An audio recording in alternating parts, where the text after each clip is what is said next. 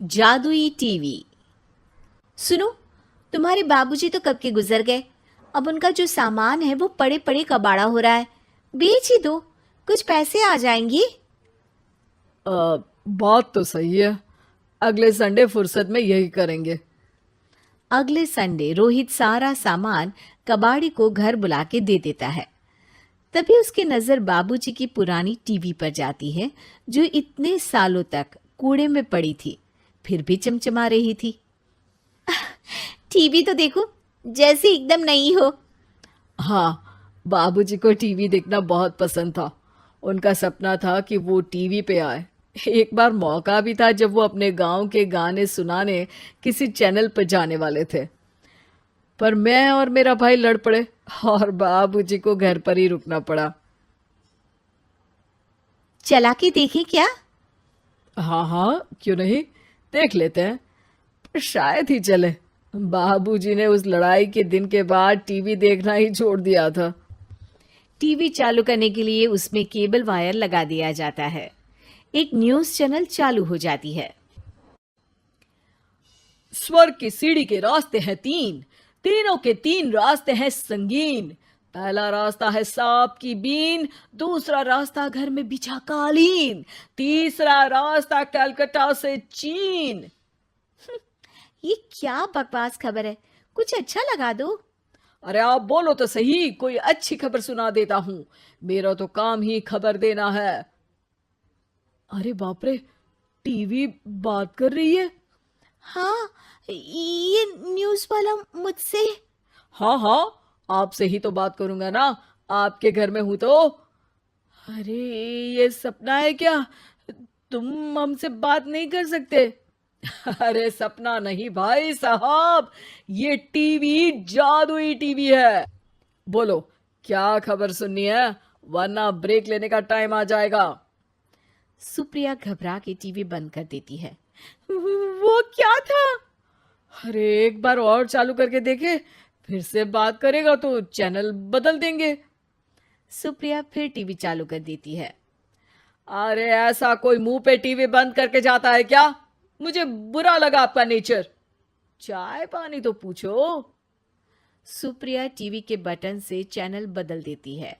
अब टीवी पर एक फिल्म चल रही है। अरे ये तो सूर्यवंशम है ना? हाँ, और ये ठाकुर को जहर की खीर दे दी और उसको पता भी नहीं है। ए भाई, खीर मत पीना, उसमें जहर है, मत पीना। ठीक है महाशय, जैसा आप कहें। हाँ। अरे, आपकी बात मान ली, पूरी पिक्चर ही अब तो बदल जाएगी।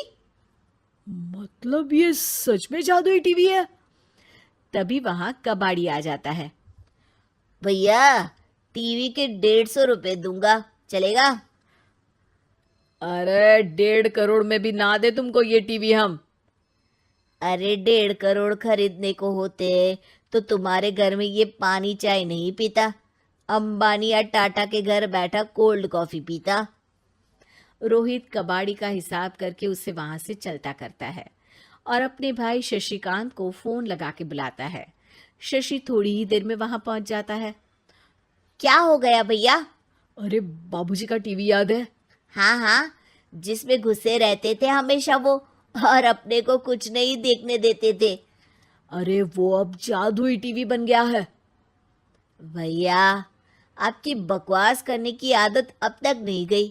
अरे आपके घर में बच्चे हैं, अब तो बड़ों जैसी बात करो। रोहित जाके टीवी चालू कर देता है। टीवी पर एक जादू का शो हो रहा है जिसमें एक जादूगर है। अब मैं अपनी टोपी में से कबूतर निकालूंगा। श्रिंग ब्रिंग शरिंग बम फोपा फुफी फुफा पाउ। टीवी से कबूतर निकलता है और शशिकांत के सर पर आकर बैठ जाता है।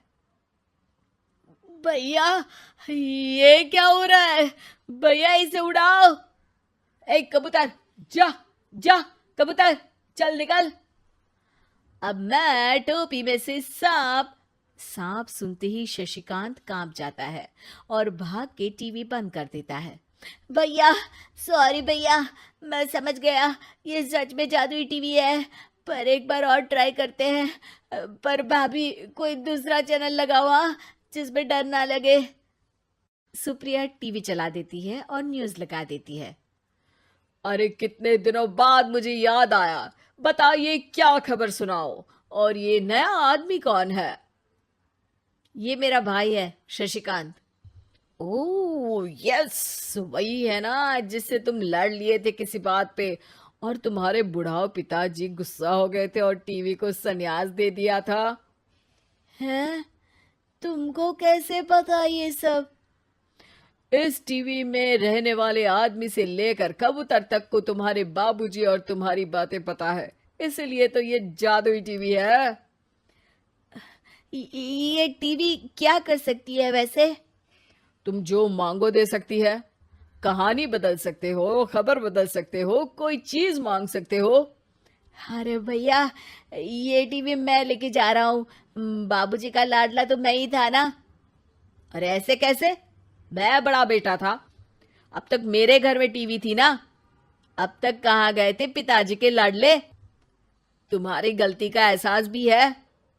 अरे भैया, ज्यादा ना बोलो वरना भूल गए आपके दांत तोड़ दिए थे मैंने उस लड़ाई में। मेरी बीवी के सामने मेरी बेइज्जती करता है। रुक दोनों भाई हाथापाई पे उतर जाते हैं। रुक, बताता हूं तुझे कि कौन बड़ा है। अरे छोटे का दम तो देख लीजिए आप। ये खबर आपके बाबूजी को देता हूं। तभी टीवी अचानक बंद हो जाता है। अरे शायद टीवी नाराज हो गया। और लड़ लो, आए बड़े खली बनने। टीवी से एक तेज रोशनी निकलती है और टीवी में बाबूजी दिखाई देते हैं।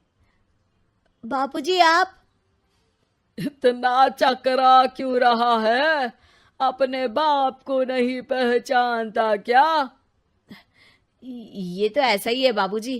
प्रणाम बाबूजी। अरे चुप कर, तुम दोनों ही उल्टे हो। तुम्हारी वजह से मैंने टीवी में आने के सपने को छोड़ दिया, तुम्हारी लड़ाई की वजह से। और तो और, जितना मैं अपनी बीवी को नहीं देखता था उतना टीवी को देखता था, वो भी छोड़ दिया तुम दोनों की लड़ाई की वजह से। और अब मरने के बाद जब मैंने टीवी को जादुई टीवी बना दिया तो भी तुम इसका फल लेने की जगह लड़ रहे हो। अरे तुम तो लायक ही नहीं हो, अब तुमको बाबा जी का ठुल्लू भी नहीं मिलेगा। बाबूजी चले जाते हैं। टीवी बंद हो जाता है। रोहित और शशिकांत गिड़गिड़ा के टीवी के सामने हाथ जोड़ के बाबूजी को बुलाते हैं, पर टीवी सिर्फ धुआं निकालता रहता है।